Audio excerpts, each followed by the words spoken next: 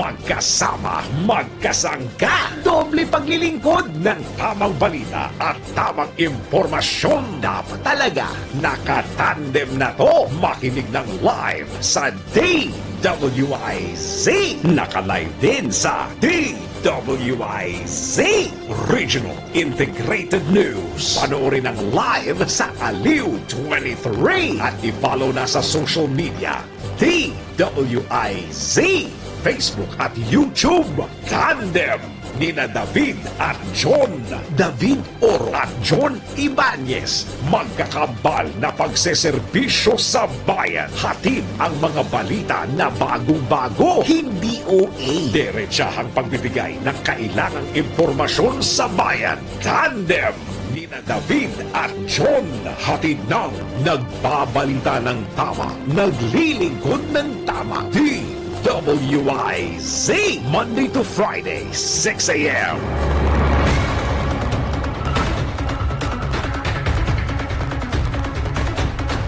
Muli narito po ang headline sa inyong nag-iisang tandem ngayong araw ng Miyerkules. Ikasampu na po sa buwan ng Enero 2024. Tandem!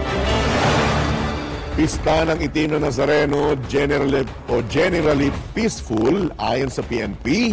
Bilang ng mga debotong pumalo sa mahigit 6 na milyon. Tandem! Mga responsable sa malawakang blackout sa Western Visayas kakasuhan ng Iloilo Provincial Government. Tandem!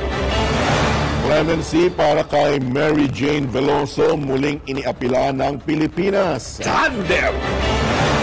Higit 100 pulis na sangkot sa illegal drugs, kinasuhan na ayon kay Pangulong Marcos. Tandem! Sa balitang pangkalakalan, 3.46 trillion pesos target collection ngayong 2024. Tandem! Balita naman sa ibayang dagat, Prime Minister ng France nagbitiw na sa pwesto. Tandem! Sa balitang showbiz, lola ni Robin Domingo pumanaw sa mismong araw ng kasal ng aktor. Tandem! At sa balita sa mundo ng sports, antabayanan ang report ni Anthony Suntay. Tandem! Nina David at John. David Oro at John Ibanez. Magkakambal na pagseserbisyo sa bayan. Tandem! At muli narito po ang detalye ng mga headlines. Generally peaceful ang pagdiriwang ng pista ng Itim na Nazareno. Ayon kay PNP National Capital Regional Police Office Director Major General Jose Melencio Nartates Jr., ito'y dahil naging maayos ang koordinasyon sa pagitan ng security forces at mga stakeholder tulad na lamang ng simbahan, mga deboto at mga local government unit, partikular ng lungsod ng Maynila. Bagamat may mga naitalang sugatan na sinasabing aabot sa 700 katao, wala namang naitalaan niyang malalang krimen sa pagdiriwang ng pista ng Black Nazarene kahapon. Tandem! Abot naman ng 15 oras ang traslasyon ng Itim na Nazareno. May tuturing itong pinakamabilis kumpara sa mga nagdaang taon. Ayon sa pamunuan ng Quiapo Church, opisyal na nagsimula ang traslasyon 2024 alas 4:45 kahapon ng madaling araw. Kaugnay nito, maraming deboto naman ang nagpumilit na sumampa sa andas kahit na ipinagbabawal ito. Pagdating naman ng andas sa Arlegui Street, napigtal ang lubid nito at nang itinakbo ng mga iyos del Nazareno, ang nasabing tali pabalik sa Quiapo Church, pinag-agawan naman ng ilang deboto dahil sa paniwalang may dala itong milagro. Pinulot din ng ilan sa kanila ang mga hibla ng naputol na lubid. Eksakto alas 7:45 kagabi naman nang dumating ang andas ng Itim na Poon sa Quiapo Church at batay sa tala ng simbahan, umabot sa mahigit 6.2 milyong deboto ang dumalo sa traslasyon. Tandem! Record-breaking yun, ano? Dahil nung ako'y nag-cover pa niyan, actually, yung bilis ng andar, yung pag-alis at pag-ikot at pagbalik sa simbahan, napabilis yan. Pangalawa, yung dami. Siguro talaga masasabi natin yung halos 3 taong Paghihintay. kabigo ang magkaroon ng translasyon talagang ibinuhos ng mga developer. Medyo binawasan din kasi yung ruta. Binawasan ba? Binawasan. Original. Original yon, pero kasi di ba nung mga nakaraan, iba yung ano eh. Original siguro, pa rin. Siguro sa mga darating na araw, kuha tayo ng paglilinaw tungkol dyan. Samantala, sa iba pang tampok na balita, nais ng Iloilo Provincial Government na sampahan ng kaso ang mga responsable sa malawakang blackout sa nasabing lugar. Ayon kay Iloilo Governor Arthur Defensor Jr., pinag-aaralan nila ang pagsasampa ng class action suit sa mga responsable sa pagkawala o matagalang pagkawala ng kuryente roon. Nauna nang itinuno ni Pangulong Ferdinand Marcos Jr., eto makinig po kayo ha, mismong ang Pangulo na ang nagturo ang National Grid Corporation of the Philippines ang may pananagutan sa nasabing insidente. Kumpiyansa naman si NGCP spokesperson Attorney Cynthia Alabanza na maipapakita nila na hindi sila ang nagkasala sa nasabing matagalan at malawakang blackout sa nasabing lugar. Tandem!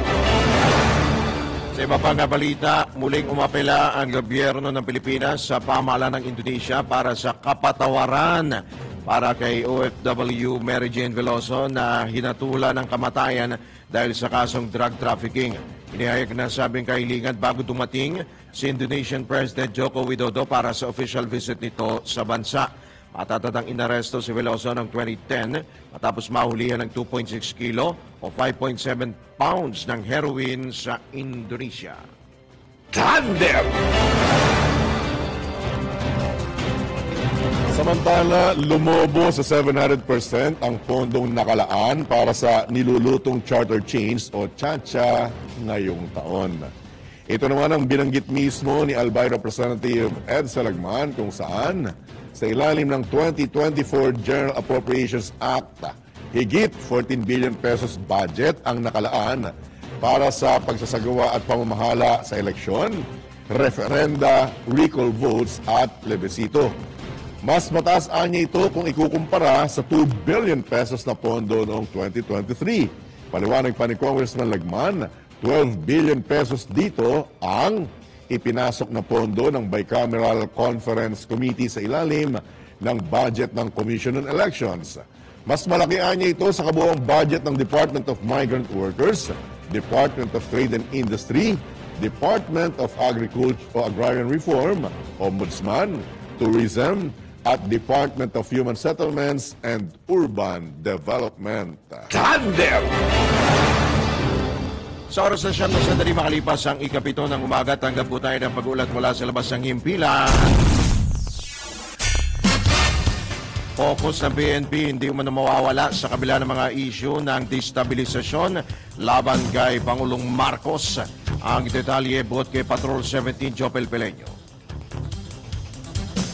Hindi mawawala ang focus ng pambansang pulisya sa pagbibigay seguridad at serbisyo sa mga Pilipino. Ito ang tiniyak ni PNP-PIO Chief Police Colonel Jean Fajardo sa publiko kasunod ng mga kumakalat na maling ulat na ininadawit ang PNP sa destabilisasyon laban kay Pangulong Ferdinand Bongbong Marcos Jr. Giit ni Colonel Fajardo, makakaasa ang taong bayan na 100% suportado ng PNP ang administrasyon ni PBBM. Una lang sinabi ni Colonel Fajardo na pananatiling updated suit ito, intact at profesional ang buong hanay ng PNP. Kaya asahan niya na magtutuloy-tuloy ang pagtupad ng mga pulis sa kanilang mandato sa bayan. Ito si Patrol 17 Chopel Peleño para sa bilang may panulakas, DWIZ. Nagpabalita ng tama, naglilingkod ng tama. Kapag may bagong balita, naka-on-air, agad-agad, DWIZ Patrol Report! Sa iba pang balita, ipinagbawal na ng Department of Agriculture ang pag-aangkat ng mga poultry products mula Belgium at France sa gitna ng paglaganap ng bird flu sa mga nasabing bansa. Ayon kay Agriculture Secretary Francisco Tiu Laurel Jr., kinailangang ipatupad ang paghihigpit sa kalakalan upang maiwasan ang pagpasok at pagkalat ng virus sa Pilipinas. May bird flu na nga rito eh. Ang mandato ng DA ay agad na magpapahinto sa pag-aangkat ng mga domestic at wild birds mula sa mga nabanggit na bansa, kabilang ang mga poultry meat, mga day-old chicks, mga mapipisa pa lamang na itlog at poultry semen sa Pilipinas. Una nang iniulat ng una nang na-report na nagkaroon ng bird flu outbreak sa Belgium noong Disyembre 1 noong 2023, habang ang France naman ay nakapagtala ng nasabing outbreak noon namang Nobyembre at 30. Tandem! Samantala, binatikos ni House Appropriations Committee Chairman at ako Bicol Party List Representative Zaldico ang kapwa kongresistang si Congressman Ed Seligman dahil sa sinasabing maling paratang nito na ang dagdag na 12 billion peso fund na inilagay sa Commission on Elections ay gagamitin upang ponduhan ang charter change o CHA-CHA. Ayon kay Congressman Ko, ang 12 billion pesos ay idinagdag sa poll body dahil ang nakuha namang itong pondo sa ilalim ng 2024 National Expenditure Program o NEP ay 2 billion pesos lamang. Ang hiningian niya ng poll body ay 19.4 billion pesos pero tinapyasan ng Department of Budget and Management ng 17.4 billion batay sa isinumiting NEP sa Kongreso. Ipiniliwanag din ni Congressman Ko na nadagdagan ng 12 billion pesos ang pondo ng COMELEC o naging kabuang 14 billion pesos na pondo para ngayong taon kung kailan pinaghahandaan naman ang 2025 national at local elections.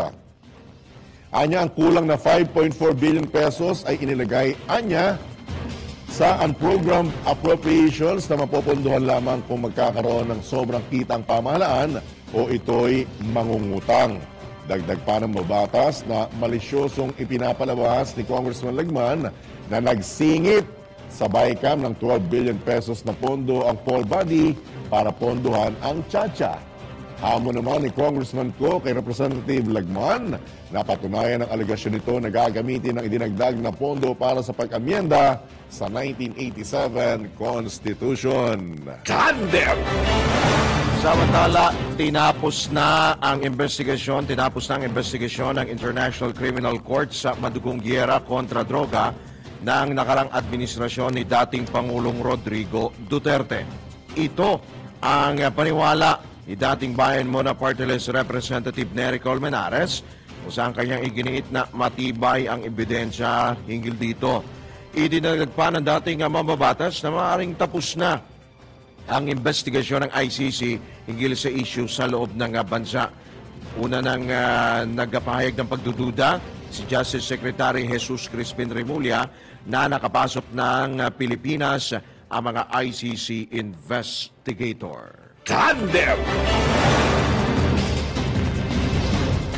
Samantala, suportado ng pamahalaan ang mas produktibo, masigla at adaptive workforce.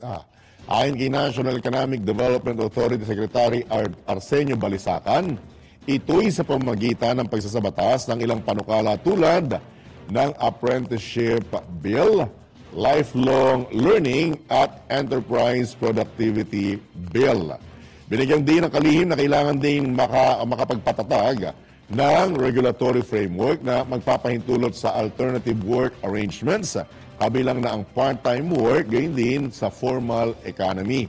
Batay sa naunang report ng Philippine Statistics Authority, binanggit na nabawasan ng 3.6% ang antas ng mga Pilipinong walang trabaho noong November 2023 na mas mababa sa rate lang 4.2% sa naunang buwan.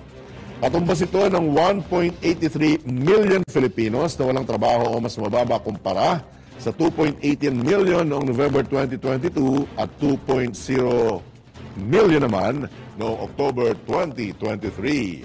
Tandem! Binigyang diin naman ng National and Economic Development Authority ang pangangailangan na mapalawak ang digital economy sa bansa. Ayon kay NEDA Secretary Arsenio Balisacan, sa pamamagitan nito ay matutugunan ang bumababang labor force ng bansa at maitaas ang labor market gains ngayong taon at sa mga susunod pang panahon. Sa tulong anya ng digitalization ay mapalalakas ang alternatibong pagtatrabaho ng mga kabataan, mga babae, gayon din ng mga individual na nasa creative sector.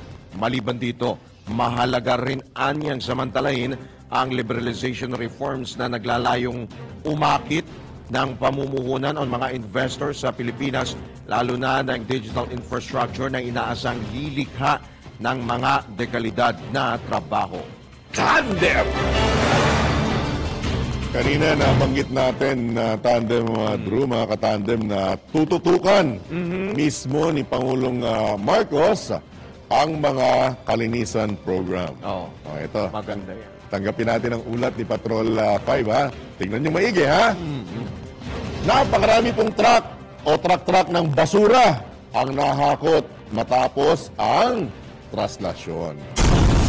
Detalye mula kay Patrol 5, Ayayo Pangko. Umaabot sa mahigit 60 truck ng basura ang nahakot ng mga tauhan ng lokal na pamahalaan ng Maynila sa mga araw ng pagdiriwang ng kapistahan ng Poong Itim na Nazareno. Sa datos na inilabas ng Manila LGU mula Enero 6 hanggang Enero 9 taong kasalukuyan, nasa 66 na truck ng basura ang nahakot ng Manila Department of Public Service o DPS. Katumbas ito ng 172 metric tons ng basura na karamihan ay mga plastic bottle ng mineral water. Napatid na naging mabilis ang ginawang paglilinis ng mga tauhan ng Manila DPS, base na rin sa naging direktiba o kautusan ni Manila Mayor Hani Lacuna Pangan. Bukod sa pagwawalis at pagdampot ng mga basura, nagsagawa rin ng flushing operations sa Quirino Grandstand hanggang sa makarating ng simbahan ng Quiapo. Mas mababa naman ang bilang ng mga nahakot na basura kung ikukumpara ito sa mga nagdaang pagdiriwang ng nasabing kapistahan bago ang pandemya. Ito si Patrol number 5. Ayaw pang comparison pero mito ng lakas. DWIC. Nagbabalita ng tama, naglilingkod ng tama. Kapag may bagong balita, naka-on air, agad-agad, DWIC Patrol Report! Medyo indulgence lamang, tandem, Drew, mga katandem, ha? Alam niyo po kasi, with no offense, ha? Kasi ito na may talagang nangyari. At base na rin po sa report ni Ayayo Pangko, Patrol 5, kanino po ba galing yung mga basura? Di ba? Kung tayo po'y nagsasabing tayo po'y deboto, tayo po'y nananalangin, at taimting po tayong naniniwala sa, kumbagay sinasabi ng Itim na Nazareno, kasama po sa kanyang ipinaaral ay disiplina. Cleanliness is next to Godliness. godliness. Tama yun. Tama, di ba? Cleanliness is next. Kasi kung titingnan po natin, mano ba naman po, di ba, na yung isinubo yung candy, yung pinagbalatan, paano ba namang ibulsa ninyo? Di po ba? Pwede naman yung kayang-kaya. Kasi yung napakaliit na plastic na yon, kung 6.2 milyon, ang magtatapon nun, Gaano karami yun? gaano karami yun? Smoke Ang mountain yun. ang pinag-uusapan natin, tandem, Drew, mga katandem, plastic pa lang, pinagbalutan pa lang ng candy. Meron dyan yung bottled water, di ba? Meron dyan yung may mga nagbaon sila ng mga Plastic cup. pagkain, Ba yan? di ba? Yung mga pinag-inuman ng ice water, Ice water. di ba? Hindi naman po kasi sasampu ang dumalo na deboto. Milyon po Milyon! pinag-usapan. Di po ba? So, saan po nanggaling itong 6 na pong mahigit na truck na ito ng basura? Sa mga deboto. Di po ba? Baka magalit po sa inyo ang Diyos niyan. Di ba? Di ba? From deboto to de basura. Di ba? Hindi po namin kayo tinutulig dahil sa pagiging deboto nyo. Ang sa atin lang po, pare-pareho naman tayong may pinaniniwalaan. Di po ba? Pero, hinay-hinay din po tayo kasi kung tayo naman po hindi natin na ipapalakad o na isasapamuhay yung ating paniniwala, useless. Ikaw na. Oh. Sa iba pa ring balita, hindi inaalis ng Department of Justice o DOJ ang posibilidad na ilagay sa Immigration Lookout Bulletin Order o ILBO ang televangelist na si Pastor Apollo Kibuloy batay sa isasagawang investigasyon ng Senado. Ito ang kinumpirma ni DOJ spokesperson Attorney Miko Clavano nang tanungin kung maaaring maglabas ng ILBO gaya ng hiling ni Senator Risa Hontiveros. Ayon kay Clavano, ang investigasyon ng Senado ay maaaring sapat upang ikonsidera ng kagawaran ang pagpapalabas ng lookout order. Maarian niyang pagbatayan ang ginawa sa kaso ng Farmally kung saan nag-issue ng lookout order alinsunod sa Senate investigation. Idinagdag pa ni Clavano na isang mahalagang prerequisite sa paglalabas ng ILBO ang isinasagawang investigasyon, maging ito man ay congressional investigation o preliminary investigation. Lilinaw naman ng DOJ official na ang ILBO ay hindi maaring gamitin upang mapigilang umalis ng bansa ang isang individual kundi isang monitoring mechanism lamang. Tandem! Patuloy namang inaalam ng Philippine Consulate kung may Pilipinong nadamay sa banggaan ng dalawang tren sa Manhattan Subway sa Amerika. Ayon kay New York Consul General Senen Mangalile, sa ngayon, wala pang natatanggap na ulat kung may Pilipinong namatay o nasugatan sa nasabing aksidente. Matatandaang sumalpok ang isang tren na bumabiyahe mula Manhattan patungo sa Bronx sa pangalawang tren na nagresulta ng pagkakadiskaril ng mga ito. Tandem! Samantala, umabot na sa 202 ang death toll sa magnitude 7.5 na lindol na tumama sa Central Japan noong Enero 1. Labis na naapektuhan ng malakas na pagyanig ang Noto Peninsula kung saan nagdulot ito ng malaking pinsala sa mga gusali at infrastruktura bukod pa po sa naranasang tsunami. Halos 3,500 katao naman na naghihintay na masagip mula sa mga isolated community.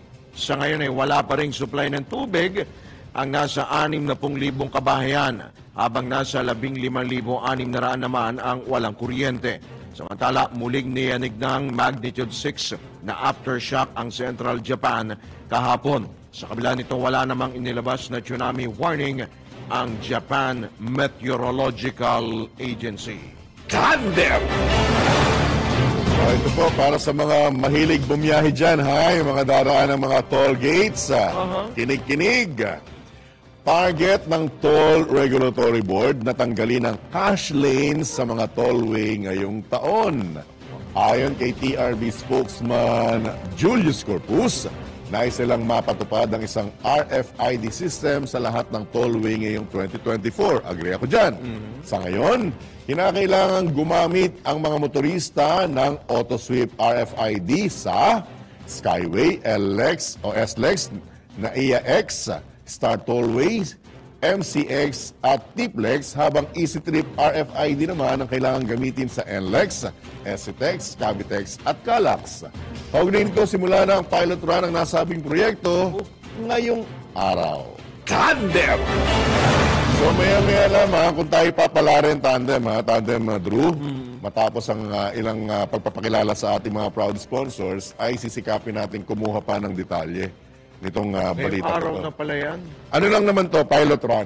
Oo. Susubukan. Pero ako, agree ako dito na isang RFID na lang ang gagawin. Dapat naman talaga. Sa lahat ng mga tollway. Para hindi ka na malilito. Para hindi ka malito. At hindi ka magugulat kagaya ng pagbiyahe mo. Sinabi mo, di ba? Pagpunta mo sa isang tollway, iba. Iba ang kailangan gamitin. Paano kung hindi mo dala or wala ka nung ganun? Walang laman. Okay, walang laman. Oo, tapos wala nang cash lane. Oo. Hulihin ka. Sumbong mo kay Ka Julius. Dapat malinaw. Sa oras pong 30 at kalahating minuto na makalipas ang ikapito ng umaga, tayo po'y pinalad na makakausap natin para mas bigyang detalye at linaw itong target na cashless ng cashless na mga tollway. Nasa kabilang linya na po natin si TRB spokesman Julius Corpus. Ginoong Corpus, good morning. Johnny Banyas po, Drew Nasino. Live na po tayo sa Aliw Channel 23 at DWIZ. Good morning po. Morning. Good morning po, Sir John and Sir Drew at sa lahat po ng ating kasamahan sa DWIC.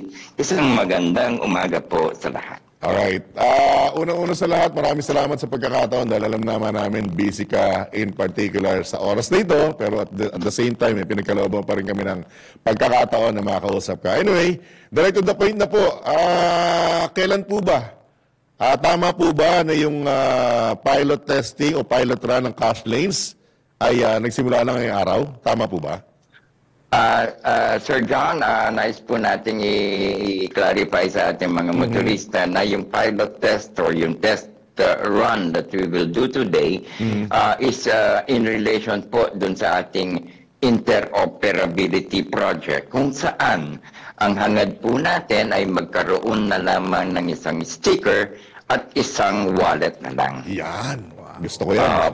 Kasi sa ngayon po, Sir Drew and Sir John, gumagamit pa rin tayo ng kuminsan, 2 sticker at 2 wallet or isang sticker at 2 wallet pa rin, 2 accounts pa rin ang ating minamaintain. In this phase 3 of our interoperability project po, ang hangarin po nito ay isang sticker na lang at isang account na lang ang i-maintain ng ating mga motorist users for all the expressways. Pag sinabing all, kahit saang lupalop, sorry sa term ha, iisa na lang ang gagamitin natin. Tama po ba? Opo, sir. Gusto ko yan. Tama po kayo, Sir John. No? Lahat ng expressways na within the ano po ng Toll Regulatory Board will be just having one sticker and one account na pwede niyang i-maintain. So, Pero Sir Julius, po ng di po ba magkakaroon ng problema dyan dahil di ba magkakaibang private company ang nagpapatakbo niyan? Iba-iba yung operator. Tama po kayo. Tama po kayo, Sir John at Sir Drew. No? Kaya nga po tayo nagka-conduct ngayon ng test run natin of this system kasi sinimulan na nga po ang pag-ayos ng mga ganyan kung anong mga pangangailangan and what needs to be done nang sa ganon, eventually, magkakaroon na lang tayo ng isang sticker at isang wallet. Ito pong mga test na ating isasagawa ay tutukuyin po natin kung ano ang mga problema, kung ano pa ang pwedeng gawin at nararapat na gawin. Nang sa ganon, kung ipapatupad na po yan at ang haharin natin sana ay by July of this year, ay hindi na po tayo makakaranas ng kung ano mang problema sa mga motoristang gagamit ng one sticker and one wallet. So, by tama ba, kalagitnaan ng taon, full implementation, yun ang target nyo? Ang target po natin, matapos ang test runs natin, no, ang testing of all of this interoperability project natin, hopefully by July po sana may patupad na natin ang implementation ng one sticker at one wallet for this project. At cashless na rin? Iba pa po yung cashless, Sir John. Dalawa pong project yan, no? So, nice po nating ipaliwanag na 2 project yan. One is the interoperability project na ngayong araw na to sinimulan yung test run. And the other one is the cashless and contactless program natin. Kailan naman yun? Yung pong cashless, opo, iba naman po yun, pero in a way, very much related. Ang hangarin naman po ng cashless and contactless natin, by the end of June, this year, tapos na po at naisalin na ang lahat ng ating mga toll plaza sa dry run ng cashless and contactless. Na sa ganon, malaman kung talagang handa na ba ang lahat ng toll plaza, ang lahat ng sistema at equipments ng ating mga toll operators na ipatupad na muli yung cashless after June 30 of this year. Ang mangyayari po kasi, Sir John, pagka maganda po ang magiging resulta at lahat na kasi may mga toll plazas pa po tayong dapat i-test, i-conduct ng test. May mga bagong plaza, may mga plaza na hindi pa ayos. Sa ngayon, kinukumpuni, pinapalitan, ini-improve, at yung iba kakatayo lamang. Yan po ang mga tinutukoy nating plasang isasama natin muna sa dry run bago tayo mag-recommend kung maganda ang resulta.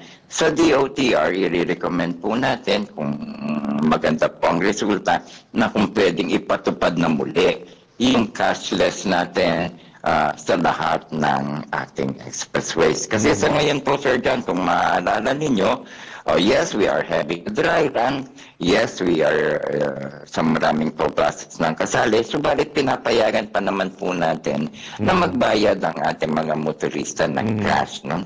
Until ipalitan o amyendahan ng ating DOTR na siyang may jurisdiction over that regulation, ay meron pa naman po tayong cash na tinatanggap na bayad sa ating expressways. Pag naging cashless ba, wala ho bang additional ho na mga, sabihin natin mga charges kapag, kasi syempre, magkakaiba pa rin naman yung ano, diba? Di tsaka siguro kung isa muna bago yung dagdag, magandang balita muna, Sir Julius.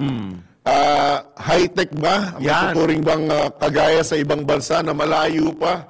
Pag napiti ka na nung camera, yung sticker, talagang aangat na? Hindi kagaya ngayon na may mga delays pa rin? Isa po yan sa ating mga tinitignan sa ngayon at inaayos. In fact, Sir John, mayroon na tayong mga toll plaza na naka-buyer up na, di ba? All of this, pati yung improvement in reading ng ating mga tags and my equipments are being worked into. So, ang pakay po nito, itong ating toll collection system, pati itong cashless natin, ay tinitignan na rin on what is the best service that they can provide to the motorist users na gumagamit ng RFID. Ayun. At kung magiging unified ang wallet na sinasabi mo, Sir Julius, for life na to, iloloadan ng loloadan na lang. Tama po ba? Tama po, isang account na lang, no? Yung, kumbaga, you're just monitoring isang account, yun na lang ang inyong niloload. Parati, kung sakasakaling kayo'y gagamit ng ating expressway at kulang ang balance. Yun na nga, yung sa additional charges, mabalik tayo. Baka wala bang ine-expect tayo na mga additional charges doon? Kasi, syempre, Gaganda yung serbisyo. Gaganda yung serbisyo. Maganda yung equipment. Ganda yung equipment. Alam mo naman, syempre, private yan, Sir Julius. Mga private company yan. Sa ngayon po, Sir John, wala naman po kaming nakikitang malaking dahilan upang dagdagan ang ng ating mga toll operators tungkol dito sa pagpapatupad ng cashless and contactless natin. Yan po ang pinakamataga, may ayos muna itong mga sistema nila, yung kanilang mga equipments at maging maayos ang serbisyo dito sa ating mga motorista tungkol sa pagpapatupad ng ating cashless and contactless. At saka ako, I agree, Sir Julius, hindi ko alam kung mag-a-agree ka, tandem, Drew, mga katandem. Ang mga Filipino naman, kahit medyo mahalan mo ang singil, basta maganda ang serbisyo. Payag naman yan eh. Kasi ano mas gugustuhin mo, tandem? Yung mura yung toll gate at toll fee, kilometro naman ang haba ng ipinipila ng sasakyan mo. Ganun din eh, gagasta ka rin sa gasolina, maiinip ka pa. Di ba? So, kung sakali, Sir Julius, magkakaroon ng pagtaas, sana naman yung talagang reasonable. Makatwiran. Ika nga. Tama po, Kaya Sir nandiyan John, yung Sir PRPD Drew, po ba, Sir Julius? Tama po yun. At kung ano po yung banggit ninyo, ganoon din naman po ang hangarin ng ating tanggapan. Alright, so ako, agree ako dyan ha. Yung talagang iisa na lang ang magiging wallet. Basta mapapabilis. Tapos magiging cashless na yung transaction. Okay ako dyan. Kasi napagalitan ako nung nakaraan. Punta ako ng Cavite, Sir Julius. Punta ako ng Cavite, bumili ko ng pang-south. Abay, iba pa pala yung sa Cavitex. Iba yung Cavitex. Iba pa yung pang-south. Napagalitan tuloy ako. Anyway, muntik akong tumawag sa'yo, Sir Julius eh. Yung Cavitex kasi, tsaka NLEX, ano rin yun eh. Yung SLEX tsaka yung Cavitex eh. Magkaiba yun, magkaiba yun. Kaya lang, sabi sa akin, ang laki pa naman nung 5,000 pa naman yung pinalagay ko dun sa SLEX. Hindi ko pala magagamit. Napagalitan tuloy ako. Anyway, Sir Julius, nasa iyo po ang pagkakataon. Baka may karagdagan ka pa pong panawagan at mensahe sa ating mga kababayan. Go ahead, sir. Maraming salamat sa Ricardo, Sir Dan, and Sir Drew, at sa lahat po ng ating motorist na gumagamit ng expressways. Hangarin po ng aming tanggapan na mabigyan kayo ng tama at pwestong serbisyo sa paggamit ninyo ng ating mga expressways. At kung meron po kayong napapansin mga bagay-bagay na kailangan pa namin ayusin o mga problema, idulog nyo lang po sa amin at aming bibigyan ng pansin. Kami hanggang naming mabigyan kayo ng isang ligtas, komportable at mag-bis na paglakbay dito sa ating mga expressways. Isang magandang umaga po sa inyong lahat at maraming salamat po. Maraming salamat din, Sir Julius. And as always, pag kami mga pagbabago, text lang. Alam naman natin na madali natin pag-uusapan yan para sa kaliwanagan ng ating mga kababayan. Thank you so much. Good morning. Ingat po, sir. Doc. Ingat. Maraming salamat po, Sir Happy Don New Year. and Sir Drew. Happy New Year. Thank you. Alright, yan po mga katandem, si Toll Regulatory Board Spokesman Julius Corpus. Samantala, tanggap tayo ng pag-ulat mula sa labas ng impilan. Mga benepisyaryo ng 4Ps lumahok sa kampanya ng DSWD na Kalinga at inisyatibo para sa malinis na bayan. Detalye hatid ni Patrol 30, Jelimentes. Nakiisa ang mga benepisyaryo ng Pantawid Pamilyang Pilipino Program sa Kalinga at inisyatiba para sa malinis na bayan na kampanya ng Department of Social Welfare and Development sa National Capital Region. Kasunod ito ng nationwide cleanup drive na ikinasa ng Department of the Interior and Local Government kasama ang Office of the President na layong hikayati ng mamamayang Pilipino na maging responsable para sa malinis at maayos na kapaligiran. Target din ng proyekto na mahikayat ang mga lokal na pamahalaan para palakasin ang kanilang mga serbisyo at programang may kaugnayan sa pagsasakatuparan ng Republic Act 9003 o ang Ecological Solid Waste Management Act of 2000. Ang kalinisan drive activities ay sabay-sabay na isinagawa sa lahat ng barangay sa buong bansa at inaasahang magpapatuloy sa susunod na taon. Gagawa na naman quarterly ang pinakamalinis na barangay sa bawat lungsod sa ilalim ng recognition system ng DILG. Ito si Patrol 30 Joel Mendez nag-uulat para sa impilang may todong lakas sa DWIZ nagbabalita ng tama, naglilingkod ng tama. Kapag may bagong balita, naka-on air, agad-agad, DWIZ Patrol Report Tandem. Updates at inside stories sa iba't ibang sports. Ito ang Real Sports ni Anthony Suntay. Mahilig ka ba sa sports betting habang nanonood ng laro? Narito ang Arena Plus. Manalo at manood ng live kahit saan. May libreng 50 pesos bonus pa sa unang pag-register. Arena Plus, ang official sportsbook partner ng FIBA Basketball World Cup 2023. Kasama pa ang astig sa court na si Jordan Clarkson as official endorser ng Arena Plus. Sa Arena Plus, astig sa sports. Keep it fun. Game responsibly. Download Arena Plus app now in App Store or Google Play. You can watch it also on arenaplus.ph. Sa Arena Plus, astig sa sports. Oh, ano yan? Share naman. Dad was telling me about the Toyota Innova. Oh? Han, I like the features kasi mukhang sporty yung exterior at premium yung interior. Oh, I heard meron din reverse cam and clearance and back sonar sa V&G grades. So convenient. Plus may Apple CarPlay and Android Auto with the E-grade, so I'm super excited. I'm telling you, this premium MPV works for families and big groups. So what are you waiting for? Visit www.toyota.com.ph to know more. Good morning, everybody. Joining us now is Sam Bruce. Sam, thank you so much for taking the time. I know you're all the way in Marrakesh. Yes, well, thank you for having me as well. Well, first and foremost, congratulations on getting your tour card. So, what are your plans now leading up to the tour? So, obviously right now, I've been in Morocco for 2 weeks, so I'm going to take a little break just from the entire 2023 season and, with Christmas coming up. But as soon as the new year hits, I'm back to my regular practice, back to, just fixing or just getting better at the things that I need to get better at.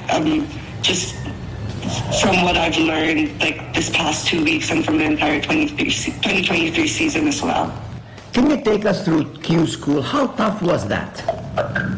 Okay, so this is my first time actually playing the Q School in Morocco for the Ladies European Tour.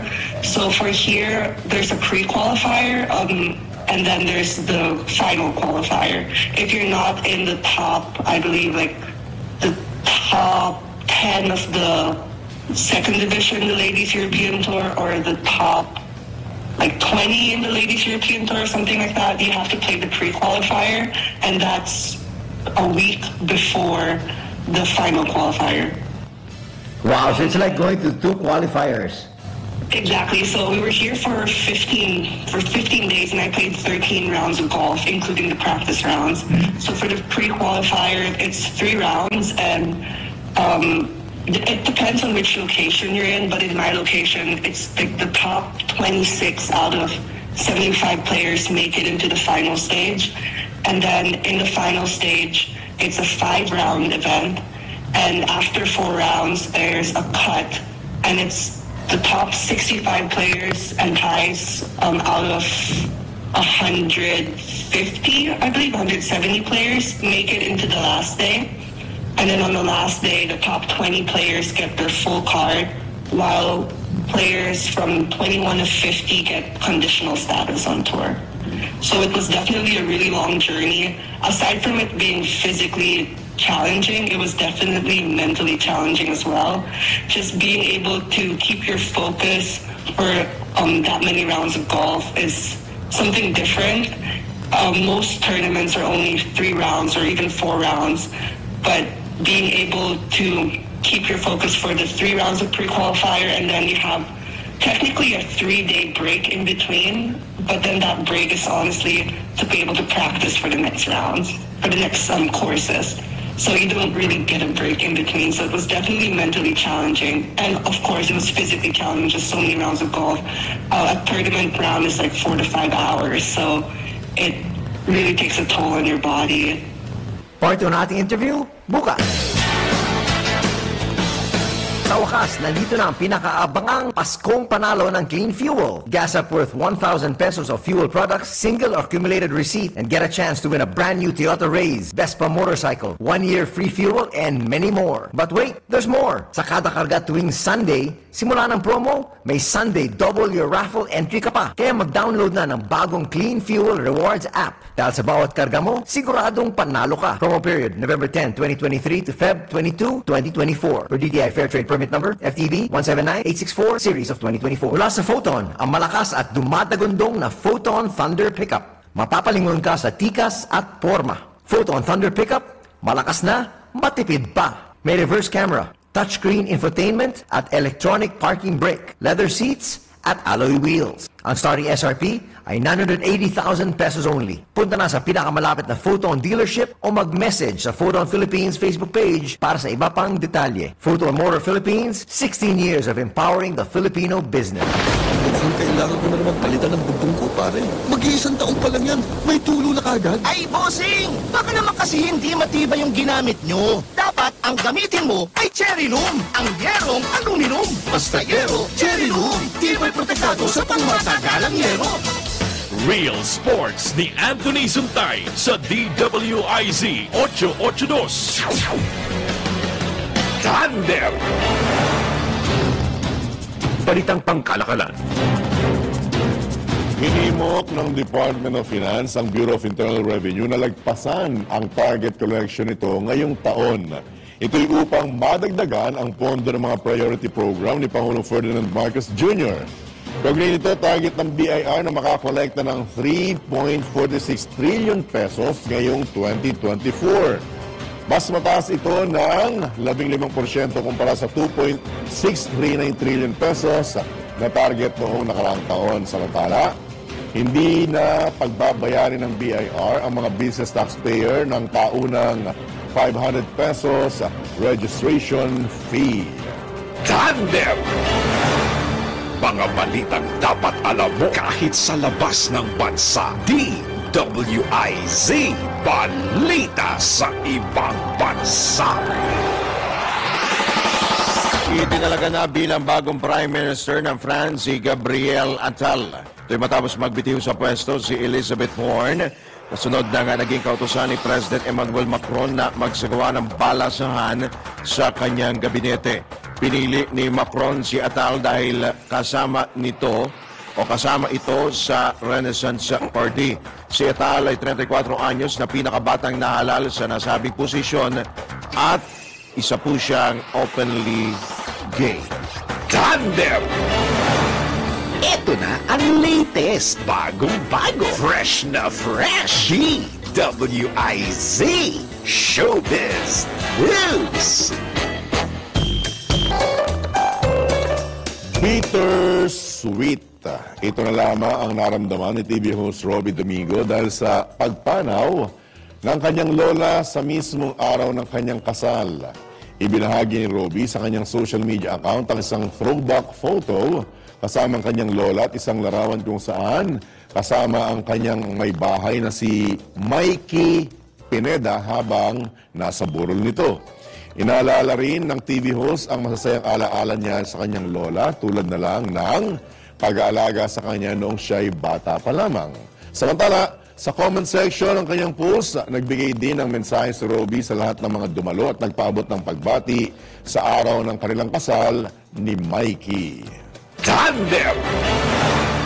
Sa ating pong good news, pinarangalan ng isang Filipina writer sa Indian Star Award of the Year.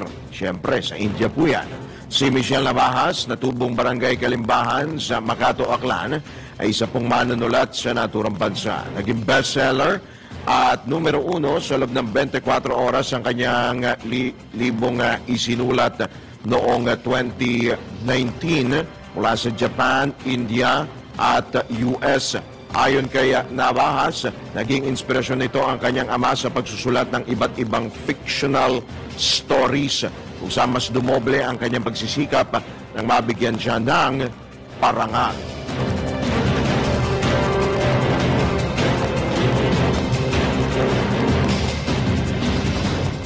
Bago lamang po tayo magtapos, paalala lang po sa ating mga kababayan na again mismong meron tayong script dyan na hindi ko nabasa, Tandem, Drew.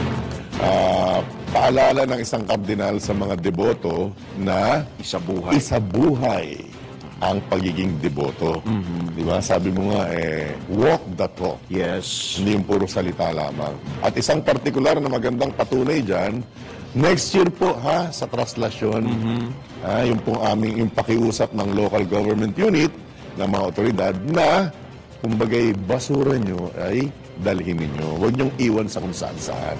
Di ba? Kasi ang ganda nung nangyari, mabilis na natapos, 6.5 million ang dumalo. Record-breaking. Record-breaking. Kaya lang, hindi mo maalis na ang maging negatibong dating yung basura namang iniwan. Yung kalat na iniwan ng mga deboto. Million din. Initially, ngayon pa lang ang report sa atin. Ilan truck? 6 na pong truck ng basura. Mahigit po mahigit 6 na pong truck ng basura. Hindi pa tapos yata. Hindi pa tapos. Anyway, sabi nga nila, disiplina. At yung sinabi mo, quote mo kanina, cleanliness is next to godliness. Dapat lang. Salamat, Pastor. At sumayin nyo ang isa naman pong edisyon ng inyong nag-iisang tandem dito lamang po sa DWIZ. Nagbabalita ng tama. Naglilingkod ng tama. Kami po inyong mga naging tagapaghatid balita, Johnny Banyes. Sa ngalan ni David Oro, Drew Nasino. Ang tabayanan ng susunod na palatuntunang Karambola! Happy birthday nga pala kay Kuyang Jan, ang isa sa mga magigiting na piloto ng Aliw Broadcasting. At happy birthday din kay Ma'am Evelyn Leoncio, wife naman ni Kuya Wenner. Bye-bye! Ingat mga tandem! Bye!